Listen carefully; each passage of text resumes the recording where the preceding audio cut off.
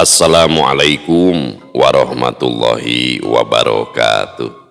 Sampurasun wargi dulur baraya sadayana, tepang dangudi sareng simkuring Mang Ian Kidemang Gunung Halu dina acara anu maneh nyaeta dongeng Sunda. Dongeng zaman kiwari ala kiwari anu nyarioskeun lalakon kahirupan mangsa bihari atanapi kabaheulaan. Kumaha dararamang palawargi sadayana? Atuh mugia aya dina ginanjar kawilujengan rahayu berkah salamet amin ya Allah ya robbal alamin. Dina waktos ieu simkuring sejaneraskeun hanca anu katunda dina pedaran dongeng roman sajarahnya anu judulna Adipati Ukur. Ieu mangrupikeun dongeng sajarahnya jalmina nyata gitu. Terus ieu mangrupikeun karya karangan Kang Darmawan Sepriosa anu dialih basakeun ku Kang Cepi Setiawan sareng pangrojong ti kersana Ceng Maden nya. Ceng Maden ti Bayongbong Garut, salah sawios ulama kiai nya anu karismatik di palihan Bayongbong. Anu kaleresan anjeunna teh lungsuran ka 8 ti Yang Haji Abdul Manap, sementawis Yang Haji Abdul Manap teh mangrupikeun uyutnya buyutna Yang Adipati Ukur. Dan sosok Adipati Ukur teh luar biasa di palihan Bandung Sumedang mah nya atawa sajawa barat mun kiwari mah. Sabab kapungkur anjeunna mangrupikeun pamingpin sajawa barat atanapi satatar ukur disebatna zaman harita mah. Da acan aya Bandung, da acan lahir Garut gitu. Zaman Adipati Ukur mah kirang langkung dina taun 1600-an eta teh palawargi sadayana nya.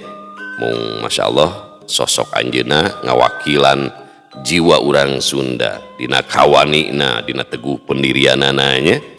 Pokona mah saancurna kagagahanna luar biasa. Sakumaha pasukan-pasukan sareng jawara-jawara di Mataram diburudulkeun jang ngalawanan Adipati Ukur. Aduh hareupan kieu teh jalmi-jalmi sakti di Kasultanan Mataram teu aya hiji oge nu sanggup ngelehkeun Adipati Ukur. Luar biasanya kagagahanana. Terus urang ngabandungan lungsuran ti Yang Adipati Ukurnya. Aya salah sawios waliullah agung di Kabupaten Bandung nyaeta Syekh Abdul Manap ti Mahmud Cigondewa.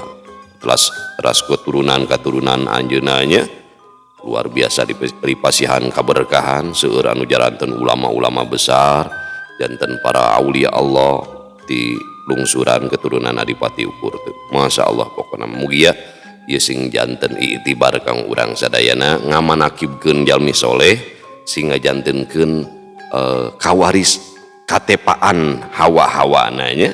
Urang tiasa nuturkeun tapak lacak anjeunna sehingga tiasa sasarengan kumpul ngariung jaganya kalayan aya dina magfirah rahman rahimna Allah.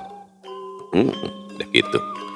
Supados teu nyangkolong tingkana waktos hayuah urang sami-sami ngalajengkeun ieu lalakon Adipati Ukur bagian kalimanya palawargi sadayana. Namun satacana dilajeng kade ulah hilap anu tacan subscribe mangga di subscribe heula YouTube Kisah Tanah Sunda nanya oge ulah hilap di like di komen. Sareng saumpamina palawargi hayong nyawer tak aya nomor dana di dieu nya kumari simkuring mah sanes dina radio. Oge ulah hilap ulah di skip iklanna nya.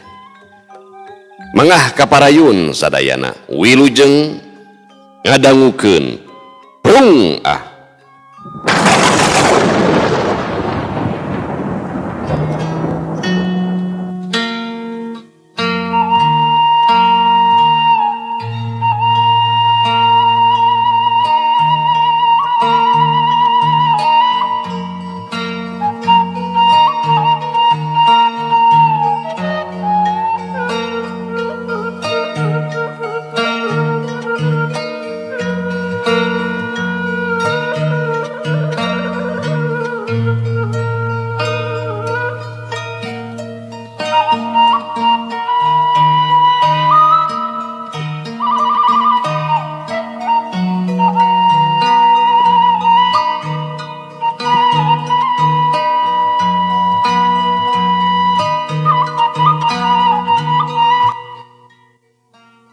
Sikep Bupati Sutapura saeutik oge tengah gambar ke nonoman Sunda anu ditata titi lain gitu kela kudu bari ngopi. Sikep Bupati Sutapura saeutik oge tengah gambar ke nonoman Sunda anu tata titi pinuh duduga peryoga. Taya pisan katara keos pantes tandang tur gandang handap asor pamakena nyaritana titih rintih ati-ati nas titi munyaur diukur-ukur nyabda diunggang-unggang bubuden teu ieu aing taya pisan upaya pikeun tepa salira ngarasakeun pait keur batur pait oge keur dirina dumadakan manehna bangun anu ngarenjak. Hei padahal ulang Mataram tungguan sakodong oi. Kau lain upoh ieu teh. Nutiluan bangun anu ato. Sumuhun Kanjeng Bupati. Naon teh ata teh? Pokna api-api. Nya aduh, kaula poho can muruhan ieu teh. Kituna teh bari ngodok kanyut kundang nu disimpen jeroun beubeur anu lebar. Aduh, hatur nuhun pisan Kanjeng Bupati. Temal Punggawa bari jeung teu sabar geus nampana. Yo, keur maraneh di luar. Bagi rata, ulah awoknya. Mun rek ngopi, ngopi we di jalan. Kade ulah loba eureun. Maraneh geus tangtu didaguan ku Kanjeng Senopati. Pokna deui bari ngalungkeun kanyut kundang anu geus disiapkeun ti anggalna. Hatur nuhun Kanjeng Bupati, duh sadayana kasawuran salira tangtos diestukeun pisan sun. Temal Punggawa deui beungeutna katempo marah mai bunga.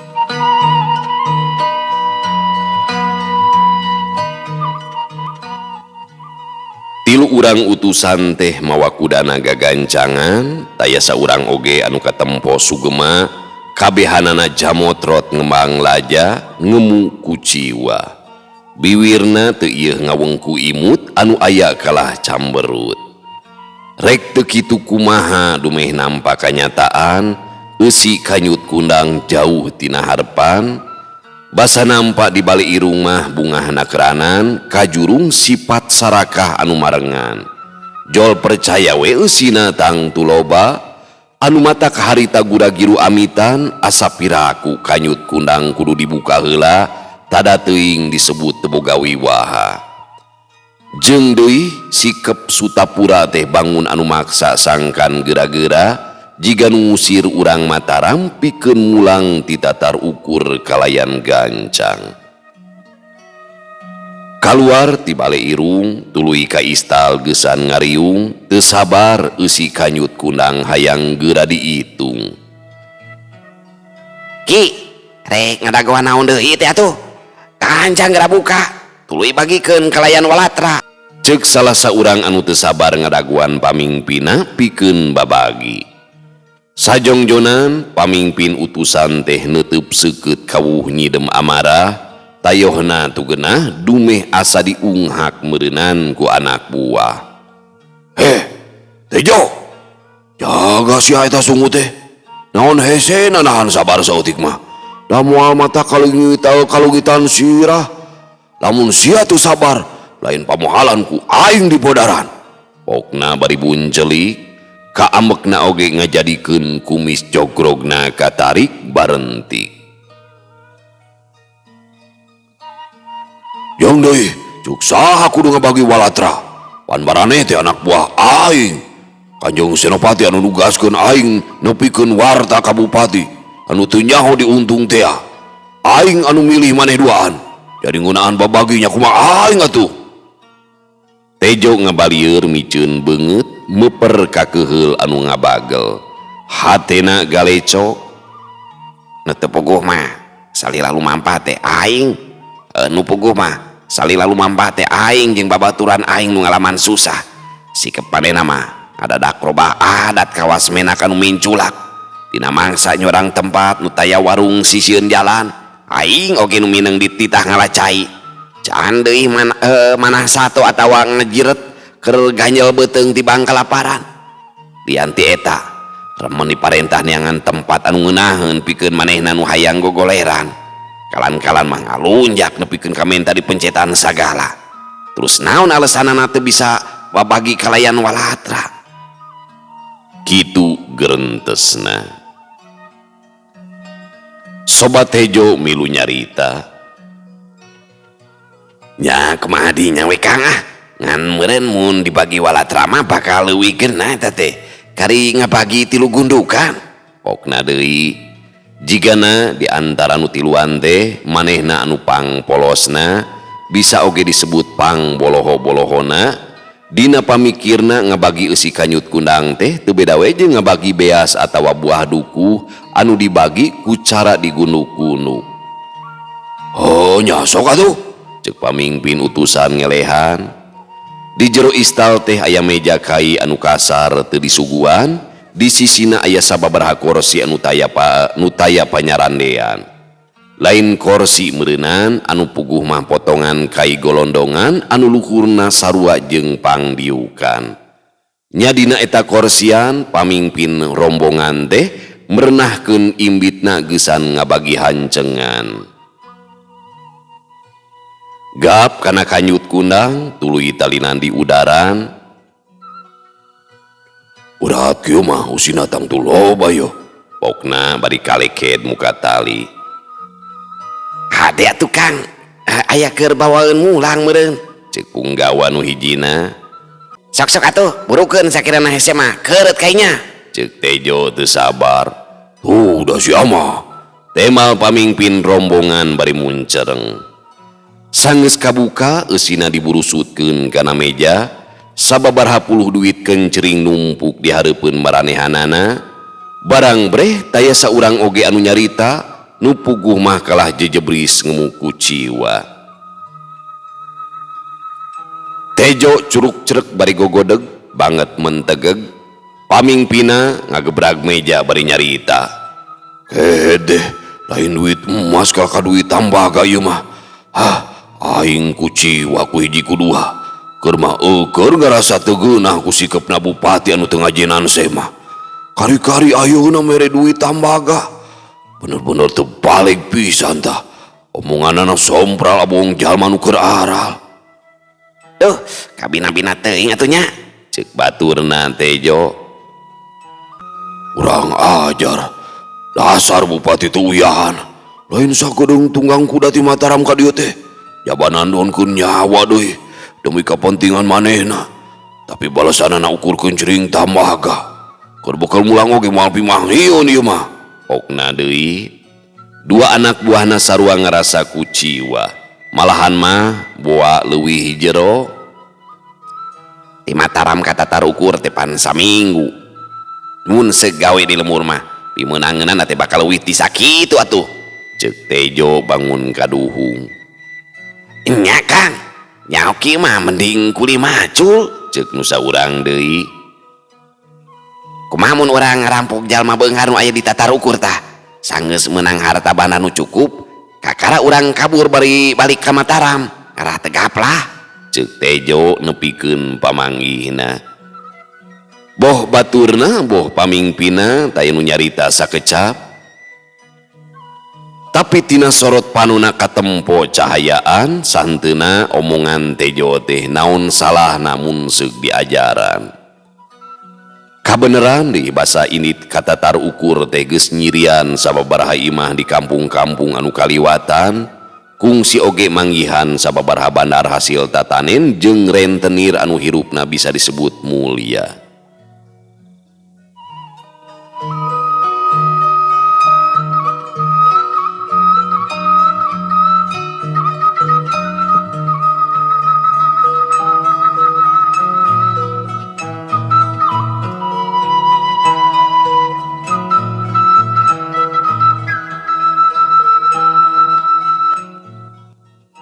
dina hiji waktu basa ngadondalahar di warung lar ngaliwat hiji kareta anu mawa pamajikan bandar rek balanja ka pasar.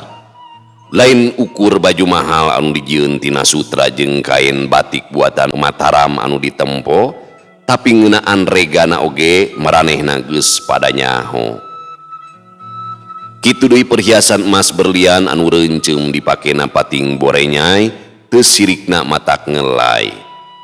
Dumadakan niat jahat tumuwu, komo mun inget kana gedena buru, taya pilihan deui mending ngarampog ameh puguh. Di hiji pengkolan anu mites, 3 urang utusan teh meh patabrak jeung anu nunggang kuda bodas. Untungna kuda bodas teh rancingeus kitu deui anu tumpakna saurang nonoman 20 tahunan kaitung jago tunggang anu matak bedo ngajeprak. Ayo cek pamimpin rombongan satu tas ngarongheap, leungeuna masih metot tali kadali. Reg kuda teh eureun, sakabeh rombongan reuwas kareureuhnakeun. Hati-hati atuh kisanak, cek pamimpin rombongan ngagero. Mane oge hati-hati atuh. Tembal eta nonoman bari terus ngalaju tunggang kuda bodasna anu gagah. Budak ngora kasebelan tah, mun eureun moal teu dipitoskeun tah eta huluna anu adigung dina awakna. Tuman teuing, cek pamimpin rombongan hahao. Geus antepkeun Kang, tadaikeun eureun so teh pedah sieuneun meureunan, cek Tejo ngalelemu. Sajongjonan Tejo ngahuleng, panonna neuteup kanu tunggang kuda bodas anu beuki ngajauhan. Kunaon Kang, nabet ngahuleng? Sobatna nanya bari mencerong. Asa kungsi ningali eta nonoman teh, tapi ting di mana teh? Kang Tejo mah sing horeng, lain kagembang ku awewe geulis unggul geuning ku lalaki kasep oge sarua nya. Cek sobatna ditungtungan ku ngagagak. Nyaan geuning maneh teh resep ngamuk oge Tejo. Cek pamimpinna bari mesem. Jig kanu teh puguy teh maksudna naon? Cek Tejo bari panonna muncereng. Heureui deka ni babarian pisan ih. Tembal sobatna bari seuri. Ngos teu kudu buka papanjangan sia. Pamimpina ngagebes. Nyada sakungsi ningali cingkila urang inget-inget sakedeung. Sok we rek saleuseurian mah, tapi kuring ngarasa eta nonoman teh bakal jadi masalah ya pikeun urang. Tejo nyaritana leuleuy. Tapi Tejo teu boga kasempetan pikeun nginget-nginget alatan dua baturna kaburu mecut kuda satarikna kapaksa manehna oge nuturkeun.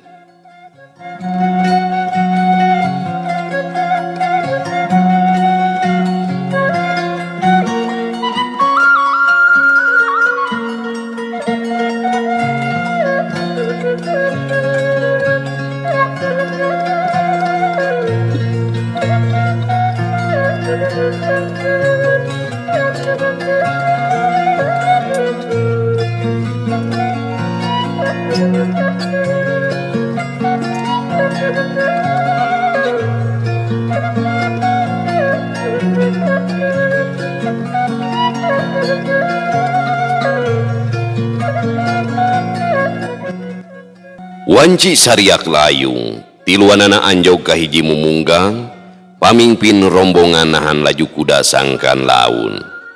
Tuh, tembok ka ditu tuh. Pokna bari nunjuk ka lebak, breh katempo hiji kampung di mana loba imah anu hateupna eueuh, tapi aya oge anu make kenteng, cirining anu bogana teh kasebut jelema aya. Kamari di kampung eta urang panggih jeung hiji bandar nu sakaligus jadi rentenir oge. Ari pamajikanana berenjen pisan teh. Indit ka pasar sagala perhiasanana dipake. Padahal teu pira ukur rek balanja. Umangkeun nu kitu teh. Usikeupna eta tangtuna baris ngarugikeun dirina sorangan. Tapi pan pikeun urang mah nya halus we. Urang jadi nyaho kudu kasaha jeung ka mana nu baris dituju. Pokna ditungtungan ku seuseurian. Bener Ki Blontang, bener teh cek si Boloho bari ungut-ungutan. Pok si Boloho teh nyarita deui, duh hancakal pisan basa di pasar teh teu nanya sabaraha karena masing-masing eta perhiasan nu dipake ku manehna euy. Saterusna seuri bangun anu ngeunah, beb balem basa Ki Blontang neuteub bangun anu heran. Naon maksudna nanyakeun lega perhiasan eta awewe euy? Tanya Ki Blontang awahing ku panasaran. Si Boloho nemal sahinasna bari jeung teu malire riuk pasemon anu jadi pamingpina. Pan urang kudu mastikeun heula nah jelema nu rek dirampok teh bener-bener beunghar. Boha perhiasan nu dipakena teh mangrupa barang gadean. Nu digadekeun kalayan rega nu kaitu murah. Atuh meureun murah oge nilai eta perhiasan teh. Ngadengi jawaban kitu Ki Blontang meberkeun ramona rek dipake nyabok, tapi ngadadak bedog kapikiran keur naon nyabok jelema Boloho kamatak-matak nambah masalah. Bisa jadi ku Bolohona eta bakal nguntungkeun paling henteu tanagana bisa dibayar kalayan murah. Urang roro heula yo di dieu. Engke sameme tengah puting dina mangsa anu ngaronda mimiti tarunduh kakara urang mudun kalebak. Asah pakarang euy. Ceuk Ki Blontang mere parentah.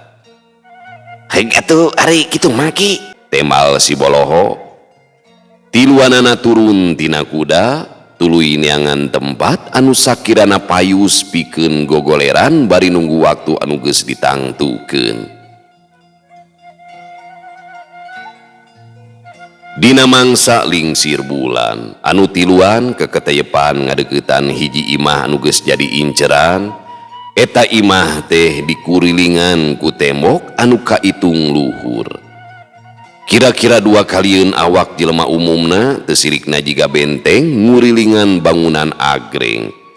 Aya 3 gerbang anu dijaga ku sababaraha urang kalayan bedog ngagantung dina cangkeng. Bletok si Boloho teh nincak rokrak, sorana lumayan tarik, nandingan sora cihcir jeung jangkrik. Ceuk Ki Blontang bari ngantelkeun curu kana sungut. Urun heula yo sakedeung. Pokna haharewosan bari tuluy sila.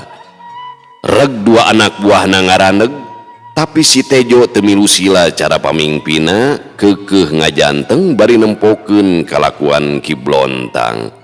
Gap kana kantong leutik anu salila ieu jadi gagantel kongkorongna. Naon eta teh Ki? Tanya si Boloho. Ieu teh jimat, usina teh taneuh kuburan parawan anu maot dina poe jeung naftu anu geus tangtu. Keur naon eta teh Ki? Ari sia tanya wae, goblok ngajedog we atuh. Ceuk beja eta teh mangrupa syarat utama keur anu ngagem elmu kadugalan. Jeung kakara bisa dipake sanggeus ngalakonan mati geni sababaraha waktu. Elmu anu patali jeung taneuh kuburan parawan teh salah sahijina aji sirep begananda, mangrupa jampe panyirep. Eta ajian teh diciptakeun ku Indrajit adina Rahwana anu jadi panglima kakoncara ti Alengka Dirja. Kabeh dieunakeun sanggeus asupna Islam aya sababaraha golongan anu sok ngadumaniskeun 2 kayakinan anu beda ku cara nyieun jampe bari ngahaja ngasupkeun asma Allah. Tujuanna mah pikeun nya campah alatan nyeri hate pedah ngarasa kasingsalkeun.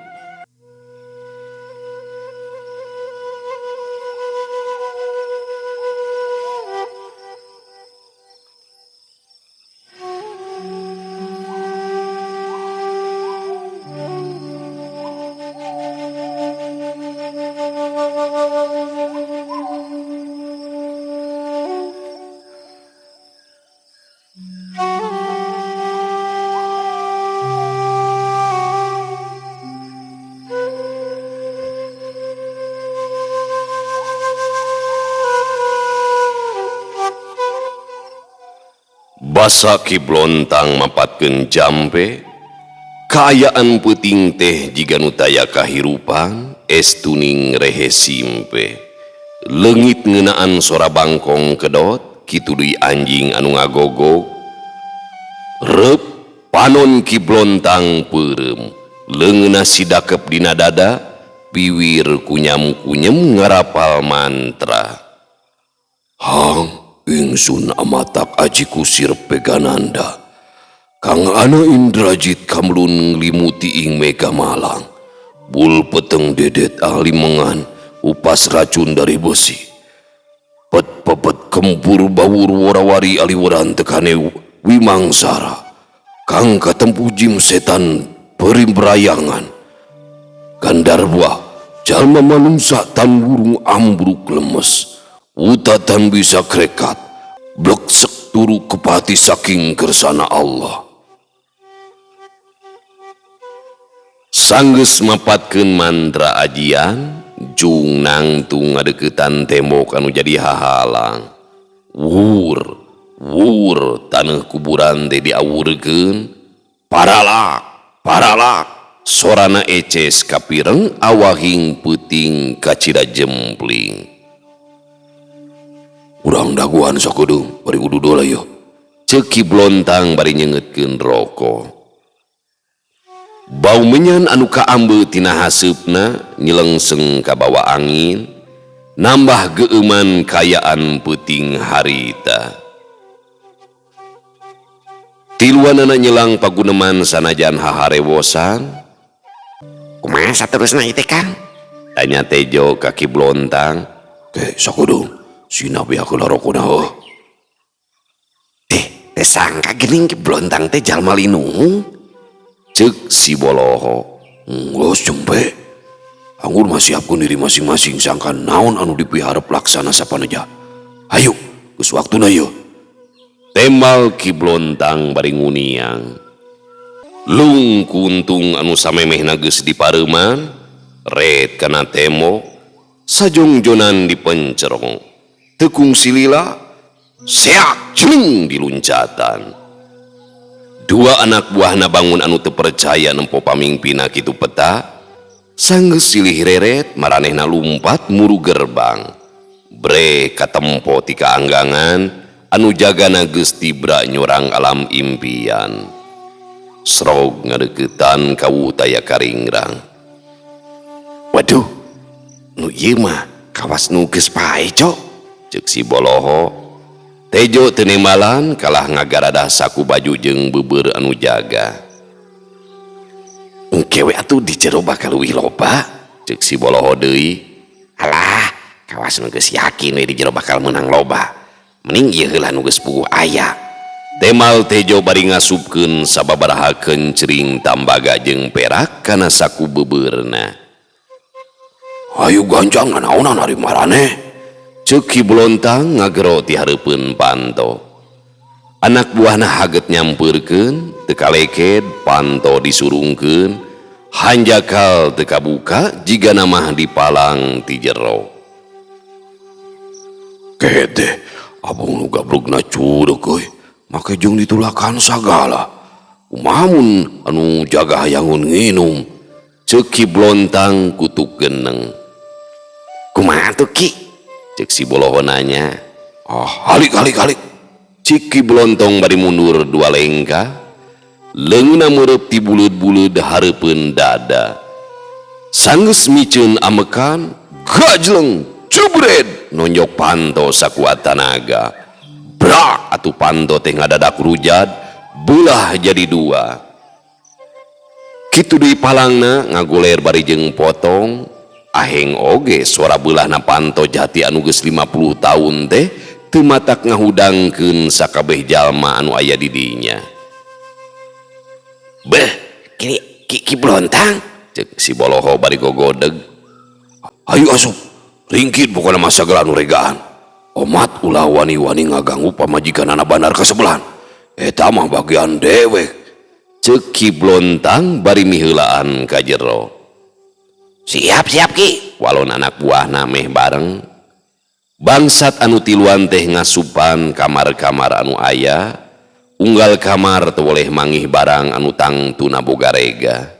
Teuing mun bangsat sarakah nepi ka karamik Cina kuno oge dibawa padahal nyage mahal tapi pan teu perlu kitu kamatak-matak berat jeung ridu sakabeh barang dikumpulkeun di tengah rohangan.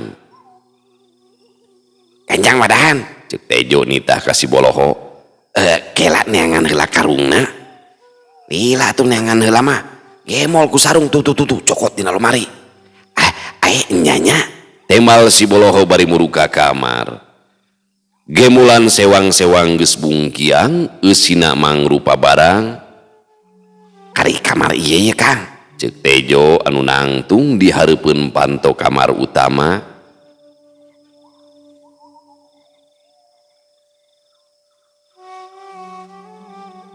Nyokot sarung jadi mah nu aya mah geus parinu. Iya Ki, pilih pada tilu oge aya, temal si Boloho bari mikeun sarung. Kitu namah geus mawaloba menang nyokotan ti enggon barudak anu talibra kawas ilang nyawa. Blak Tejo muka lawang, sup gagancangan, tapi dumadakan ngajengkang, grebut tonggongna miheulaan. Cenah, saterusna ngudupung bari humaregung. Tayoh nama cidrana ka itung parna eta we unggal obah kanyerina teh mingkin rongkah. Akhirna si Tejo mah teu bisa oja. Gebeg Ki Blontang ngarenjag, sukuna bedong ngalengkah, leng ngahuleng sajongjonan kawuh ningkatkeun kawaspadaan. Urang ajar, uga kaulinan oge si bandar teh. Setan, ceuk Ki Blontang. Red ka si Boloho tuluy nita asup ku cara mere isyarat ku panona.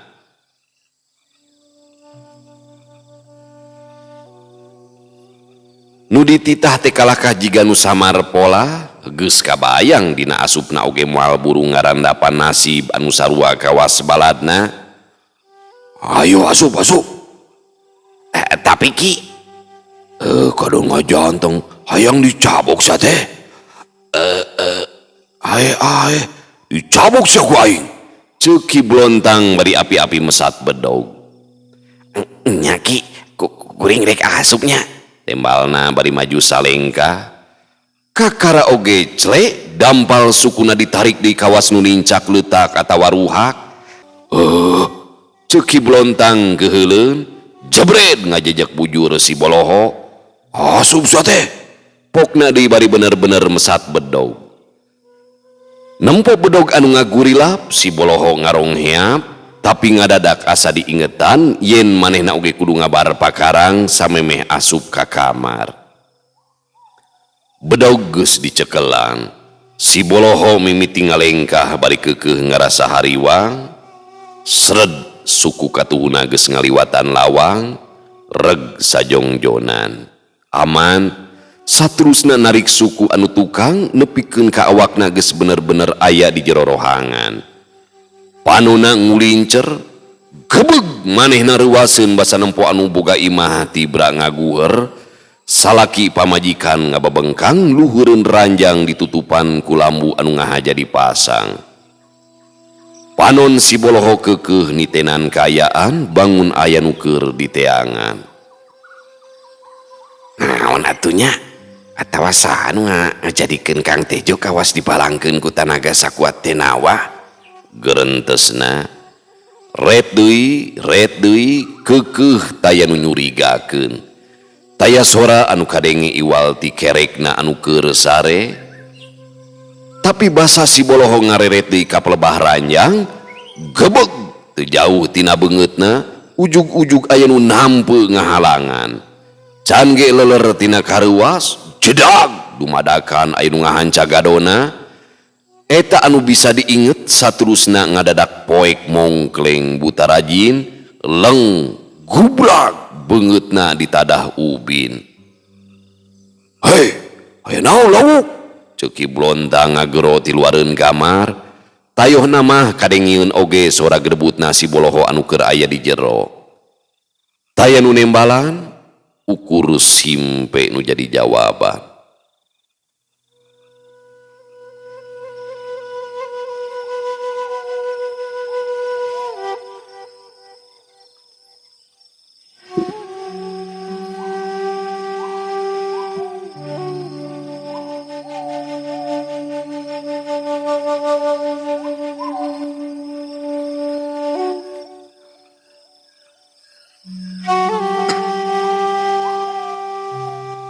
ngarasa penasaran manehna ngadeukeutan lawang bedaug anu tita tadi dicekelan sup di sarangkaan rikat pisan basa manehna ngadeukeutan kamar najan teu bari ngabar pakarang gerakanana ngagambarkeun jago silat anu nyong colang anu siap sadia nyang hareupan mangrupa ancaman.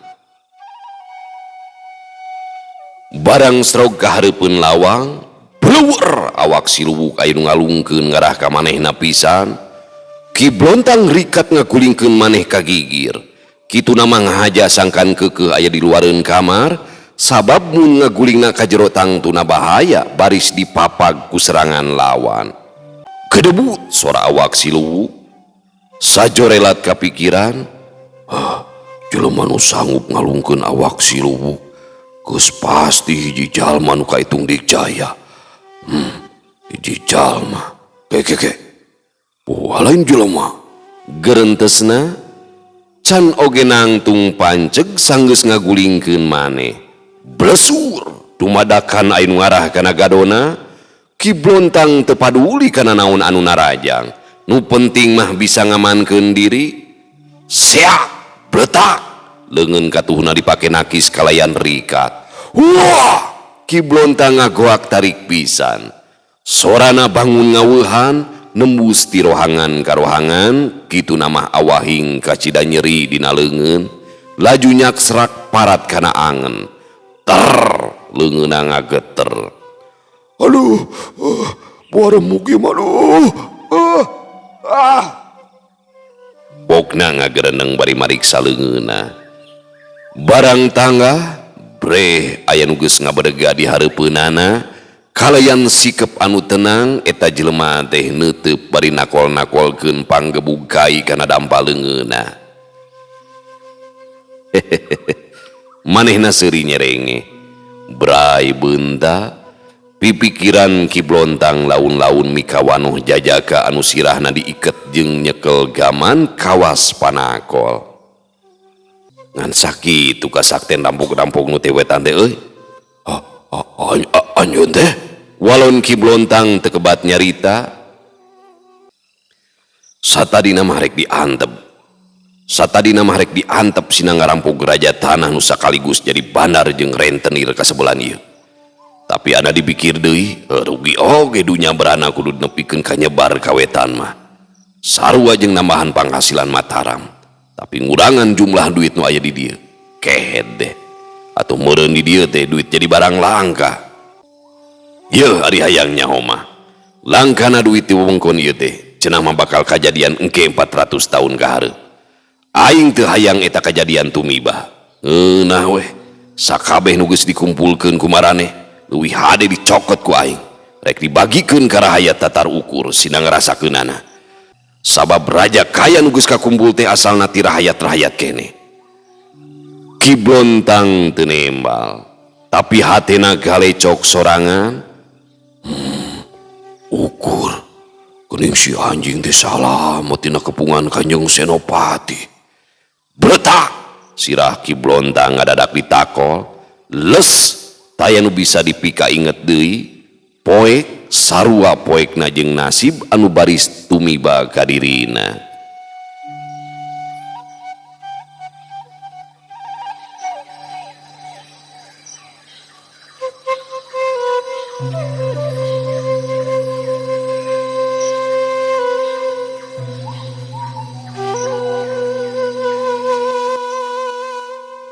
Najan bari jeung ngalaman ripuh ukur tetep naikeun tilu buntelan anu geus dikumpulkeun ku Ki Blontang jeung baladna teh kana kudana.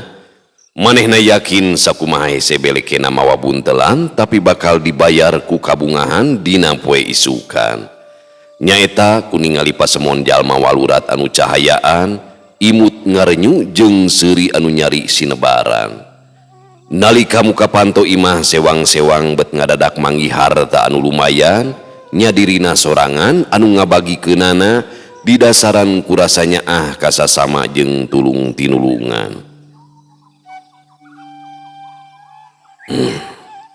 Secara hukum sakabeh barang teh memang milik si rentenir jeung dina kanyataanna mah deui kuring sorangan nu ngarampogna. Salah salah memang itu salah, tapi da ieu harta teh bakal leuwih guna mun seug dibagikeun ka nu sangsara. Nu penting mah rakyat senang. Kitu gerentesna ukur mangsa harita. Pipikiranan oge bet ngabayangkeun kumaha carana rentenir dina meunangkeun harta geus pasti meres nyekek beheung patani jeung buruh anu susah. Pan Allah oge tersepeun kana harta nu teu guna teh ukur disimpen dina handapeun bantal atawa dina cengcelengan jalma beunghar anu sarakah. Teu mangpaat pisan ke ekonomi rakyat. Gilig pikir buleud tekad buntelan akhirna dibawa sangkan leuwih jadi guna. Samemeh ninggalkeun imah rentenir, karamaan anu tiluan ditalian kana tihang imah anu kaitung weweg pisan, pamohalan bisa kabur, dumeh leungeun jeung awakna dibeungkeut ku tali dadung. Maraneh tiluan utusan-utusan Ronggonoto hanjakal pisan kalah jadi rampog heula samemeh balik ka Mataram. Ku kituna dagoan paisukan, nasib maraneh bakal ditangtukeun kumaha pibakaleunana. Aing apal bareng jeung sora adan subuh aji sirep anu digunakeun bakal ilang pangaruh. Melak bonteng baris panen bonteng, kalakuan goreng tangtu dibalas ku kagorengan oge. Pek geus darewasa ieu, tanggung jawab sia. Cek ukur bari ngaleos ninggalkeun.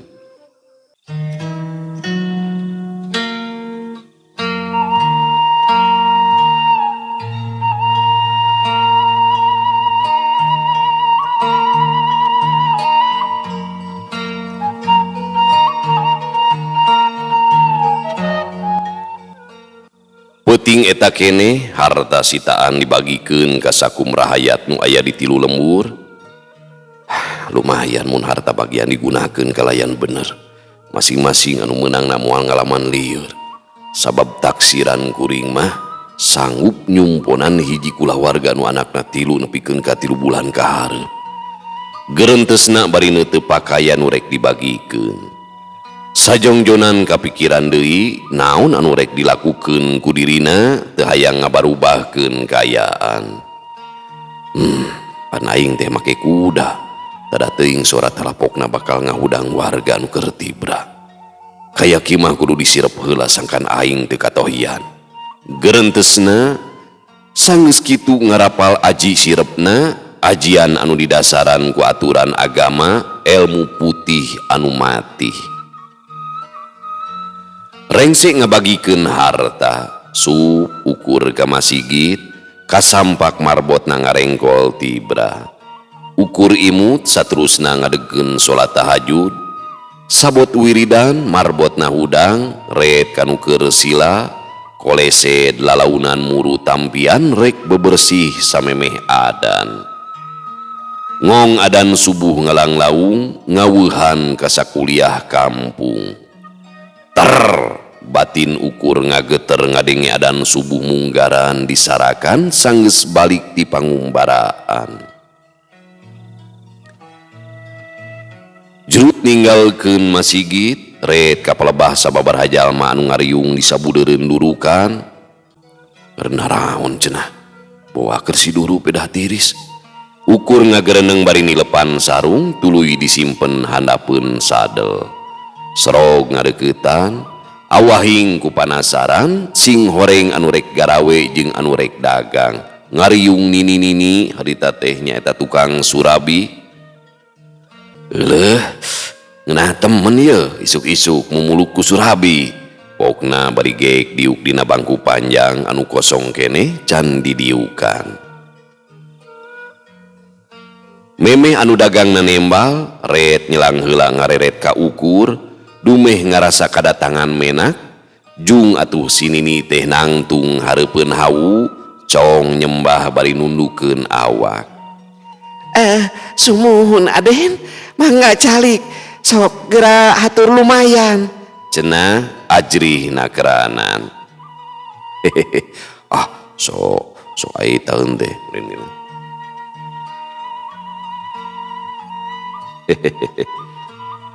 Tos sok teraskeun deui nyurabina. Walon ukur nempok itu jalma nu ngariung kalahkah nyingrai kitu deui anu geus dariu kadon cengkat bari tuluy andeprok mere pangajen kagegeden.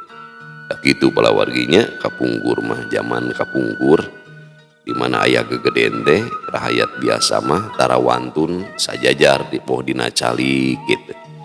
Teu wantun teu begitu. Harita mah can usum artisnya. Dan anu paling dipi acirih teh gegeden menak wae dipi hormat komodi raja gitu. Matak kasonona urang Sunda nyaeta lahirna di sosok raja sapertos kapungkur. Bangga acrih gitu.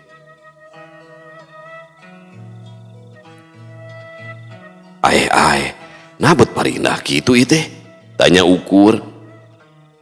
Mangga Aden, sok sing raos. Temal salah saurang anu geus andeprok. Ih, dina bangku atuh. Wios Aden, cekap di dia oge. Cuk nu saurang deui. Wios Aden, cekap di dia oge. Cek nu saurang deui. Enggeus sok parina di ah. Nyewa parina oge make jeung dariuk dina taneuh. Nya akhirna mah teu baha pada nurut kana omongan Ukur. Ting kuniang pindah deui kana bangku panjang. Atuh da moal kasamaran tinggal sanajan Ukur dangdan basajan tina cara ngomong jeung gerak-gerikna netelakeun yen dirina saurang menak teueuh Sunda. Surabi oncomna meni raos kieu mah. Kan tenan atuh Aden, pan oncomna oge ti Pasireungit. Oh, kan tenan atuh pami kitu mah.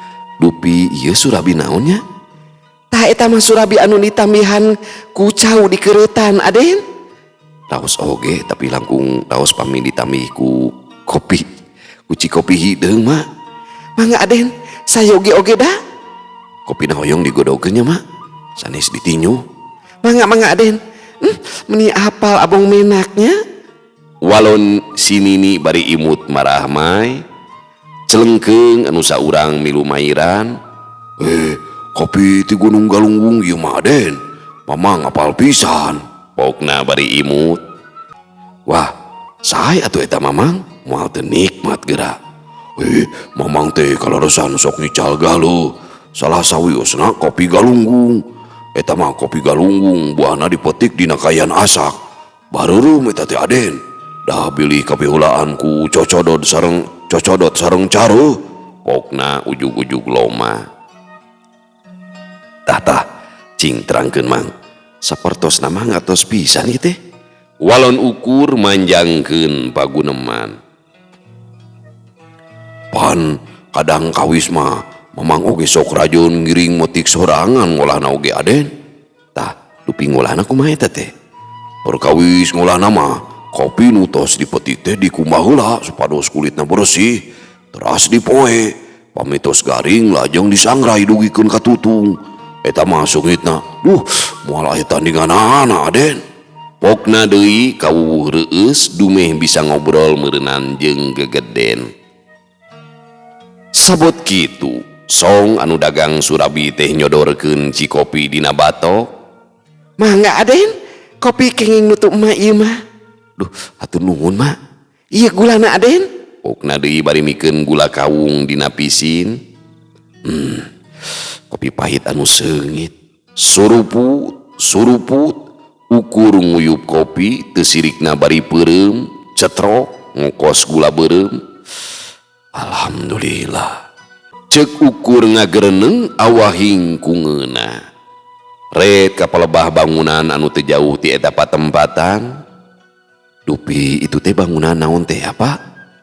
Ukur nanya kanu aya di gigireunana.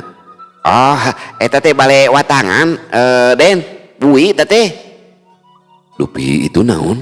Pokna nanya deui bari nunjuk ka imah anu agreng anu dijaga kekepna keur peuntaseun masjid. Eta mah bumina Kanjeng Bupati Sutapura, Den. Oh. Ukur nembal bari ungut-ungutan. Kumaha tah eta bupati teh Pak? Kitu we Aden. Kumaha umumna gegeden anu nyepeng kalungguhan. Tembalna datar. Ya maksud teh bagernya karahayat atau nepi kumaha teh? Sakaterang mah bager sanes kitu baraya. Temalna bari diemohananya kanu araya. Anu ditanya nembal bari jeung katempo bangun kapaksa ngaheueuhkeun. Rada hese ukur ngoreh katerangan ngeunaan Bupati Sutapura nu aya di dinya, tapi teu buru ngamaklum oge kana kasieun rahayat dina nyaritakeun sikep anu jadi bupatina. Teu kudu tina omongan anu norowelang, sangkan menang jawaban ku sikep jeung paroman oge geus mere kacindekan, imut jeung seuri anu marengan caritaan tayohna nyumputkeun getir anu keur dirandapan. Jawaban anu pondok tapi nyogok, kedal ucap, nyakitu tea mangrupa tanggara yen pangagung teh geus ngajadikeun rahayatna sangsara. Pak, kumaha mun eta bupati teh diganti? Tanya ukur ngaheureuyan. Barakatak atuh. Sakabeh anu aya teh saleuseurian, seurina ngebrehkeun rasa sapamadegan, malahan mah lain sakadar diganti, nepikeun kadipateni oge moal rek kaleungitan.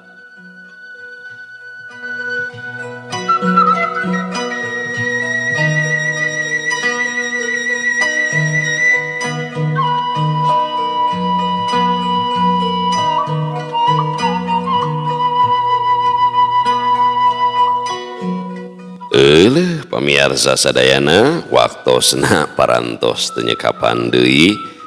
Cag urang tuna ieu lalakon adipati ukurnya, insyaallah kin urang lajengkeun kana bagian nu salajengna nyaeta paehna anu ngagem rawarontek cenah nya. Di zaman kapungkur mah garagah sagala ilmu teh diulik gitu nya. Jadi judulna mungkin mah adipati ukur bagian ka genepnya paehna anu ngagem rawarontek. Dan syarat-syarat jadi pamimpin zaman baheula mah kedah gagah atuh ya. Dah sakitu palawargi sadayana nu tiasa kapihatur, hapunten anu kasuhun bilih aya kalepatannya. Mudah-mudahan ieu carita roman sajarah teh sing janten eunteng kang urang sadayana yen kitu kahirupan para karuhun urang teh nya sami wae saperti ayeuna. Kasusah kabingungna nya kan pedah aya dina kabasajanan baheula mah kabayangnya can aya nanaon, can aya listrik, can aya alat elektronik. Jadi mun ngalobrol teh mun ngadarongeng baheula mah meuni rame gitu. Mun aya hiji jalmi dina hiji riungan nih baheula mararanco mun tiasa ngadongeng teh. Jadi pendongeng zaman baheula mah palawarginya entak disebat budaya dongeng teh. Ngarariung we urang lemur teh. Pas aya hiji kolot ngadongeng, meni harusu mararanco, can usum HP, can usum TV, can usum listrik. Mararonyok jeung barudak-barudak teh. Laras tadi ki, Cenah gitu. cing atuh ki ngadongeng deui ki. Ih pada ngariung nya, tukang dongeng baheula teh nya nyaritakeun karuhun-karuhunna deui nya. Masyaallah, janten dongeng teh kalebet budaya urang. Cag urang tuna dihanyuang siang, urang teuneun dihaneuleum sieum paranti nyokot ninggalkeun mangsa datang ka sampeur deui. Wallahu muwaffiq ila aqwamit thoriq. Wassalamualaikum warahmatullahi wabarakatuh.